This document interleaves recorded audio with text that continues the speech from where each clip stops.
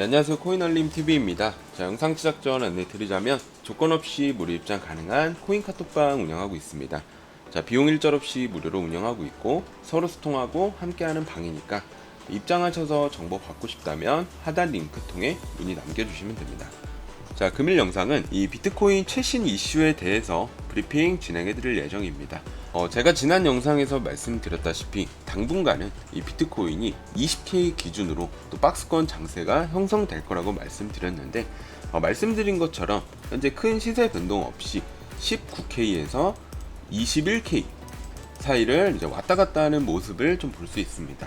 자, 그럼 최근 이슈부터 먼저 살펴보면 우선 제가 이번 주 좀 중요한 발표 몇 가지 있다라고 말씀드렸는데 이제 6월 28일에 발표됐던 이 소비자 신뢰 지수는 예상치인 100.4보다 낮은 수치 98.7로 발표된 것을 볼 수 있는데 이는 지금 1년 4개월 만에 최저치라고 합니다.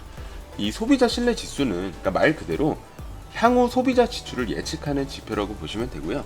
이 수치가 낮을 경우에는 소비자가 앞으로의 경기를 좀 부정적으로 본다는 뜻이고 앞으로의 경기 부진을 우려해서 소비를 줄이려는 사람들이 많아진다 이렇게 볼 수가 있어요. 당연히 이 부분은 시장에 부정적으로 받아들여질 수밖에 없고요. 또 이날 발표 결과로 인해서 미국의 3대 지수뿐만 아니라 가상화폐도 동반 하락이 진행됐습니다. 그리고 이제 29일에 예정이었던 미국의 이제 1분기 GDP는 마이너스 1.6%로 집계됐습니다.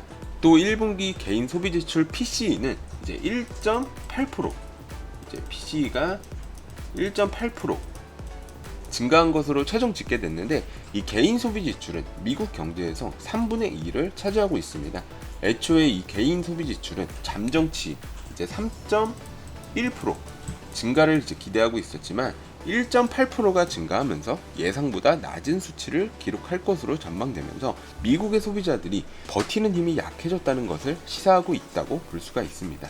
자, 이런 상황에서 지금 연준은 더욱 강경한 모습으로 긴축할 것으로 예상되고 있는데 이 유럽 중앙은행 포럼에 참석한 파월 의장은 이 물가가 경제에 미치는 충격의 다중성을 고려할 때 인플레이션이 너무 높은 상태를 유지하도록 허용하면 인플레이션 기대가 고비가 풀리는 받아들일 수 없는 위험이 발생할 수 있다라고 설명하며 우리의 임무는 그런 일이 일어나지 않도록 하는 것이라고 말했습니다. 긴축은 약간의 고통을 수반할 가능성이 크지만 더 큰 고통은 높은 인플레이션을 해결하지 못하고 지속하도록 하는 것이라고 주장하기도 했는데 이 파월 의장이 얼마나 긴축의 진실인지 알 수 있는 대목인 것 같고요. 또 다음 이슈를 좀 살펴보면 이 세계 최대 암호화폐 자산 운용사인 그레이스케일이 비트코인 현물 ETF를 반려한 SEC한테 소송을 제기했다고 합니다.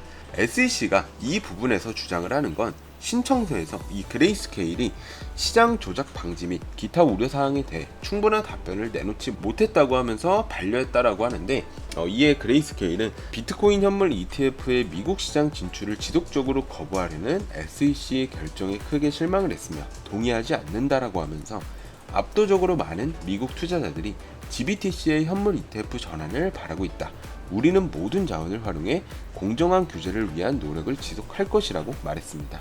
자, 이번에야말로 이 비트코인 현물 ETF 승인을 받을 수 있을 것이다 라면서 급반등하는 회로를 돌리는 투자자분들이 많았지만 SEC가 또 한 번의 반려를 하면서 당분간 현물 ETF 승인은 어려울 것으로 예상되고 또 소송이 진행된 만큼 상당한 시간이 걸릴 것으로 예상하고 있습니다.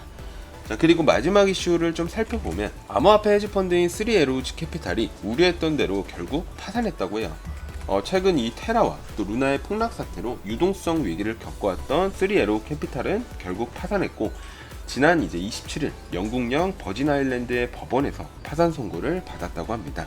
이 3에로우 캐피탈의 파산은 디지털 자산 중개업체인 보이저 디지털에 대한 가상화폐 채무를 불이행한 직후 이제 결정됐다고 하는데 보이저 디지털의 3억 5천만 달러 상당의 이제 스테이블 코인 USDC와 또 3억 450만 달러 상당의 비트코인 15,250개를 상환하지 못했다고 합니다.